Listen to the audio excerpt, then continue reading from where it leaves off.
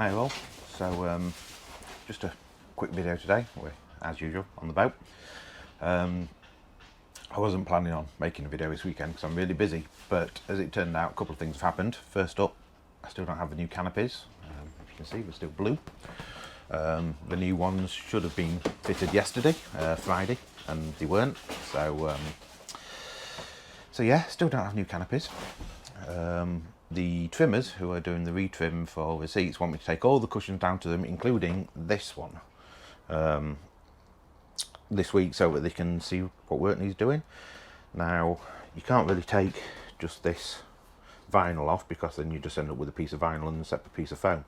So I'm going to take the entire moulded assembly off. All it is a little run of silicone down the side and some little screws. I think there's 6 of them in total all the way around.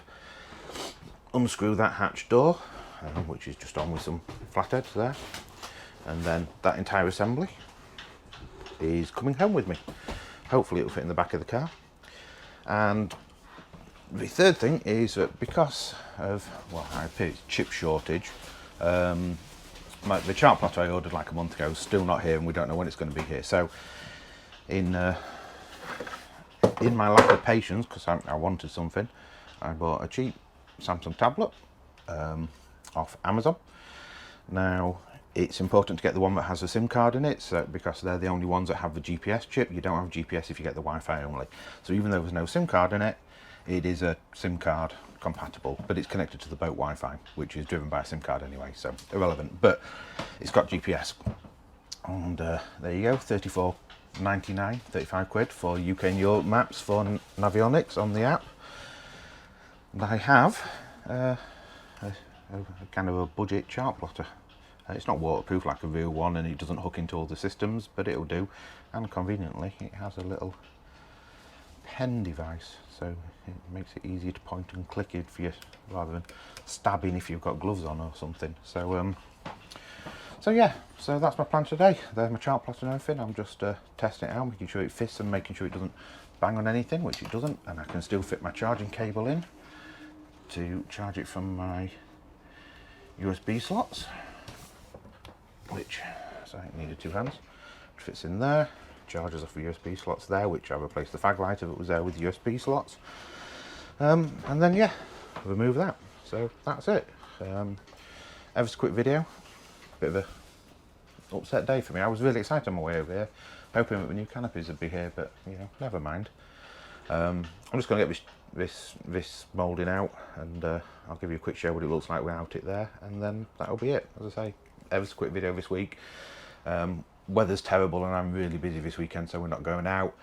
Don't know about next weekend, but the next time that we've got provisionally planned for going out at the moment is bank holiday weekend. Looking weather good, and it's got a morning and an afternoon tide.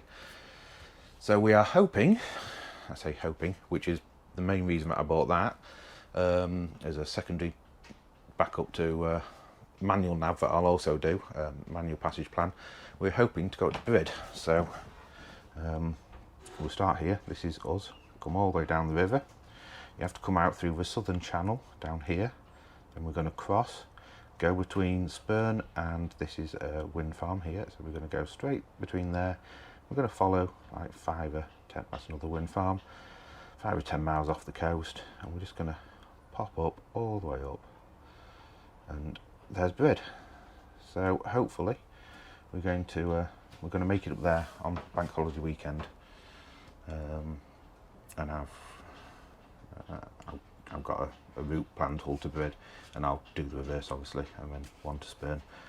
I only got it yesterday, so I've not really set it up too well, but yeah, it's so that's the plan for bank holiday weekend, which will be the next time we go out. But that'll be our first big run out this year, out to sea properly. So we will be videoing that, and hopefully the weather will be certainly less windy than it is at the moment.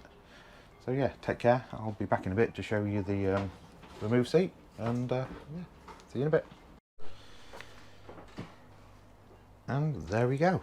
That is the driver's seat removed. So now, if I actually plan to go anywhere, I have to sit down here.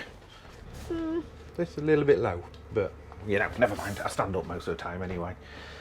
But yeah, so this entire fiberglass moulding with the seat back and everything, all lifted out, and it was siliconed as usual, Sealine standard, all the way around here, around this outer lip, all the way up the side of there, all the way along the top, all the way down the side, all the way along the bottom, and all the way along that ridge under there. So 16 tubes of silicone, luckily no glue. But yeah, so that's in the car now, ready to be retrimmed, along with all the cushions from down there, the one along the back, the one there, the one there, the one that sits on the base, the one that sits on the base here and there, and the little bolster.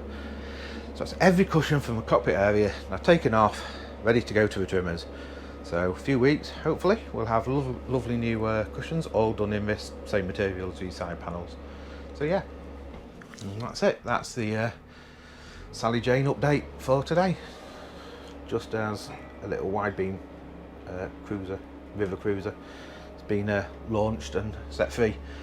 But yeah, so I'll leave you all with that, and take care, be safe. I think I'll be back probably just after bank holiday, because we're planning to go out to sea and go for a run up the coast, and yeah, we'll video that for you. In the meantime, take care, and I'll see you all later. Bye bye.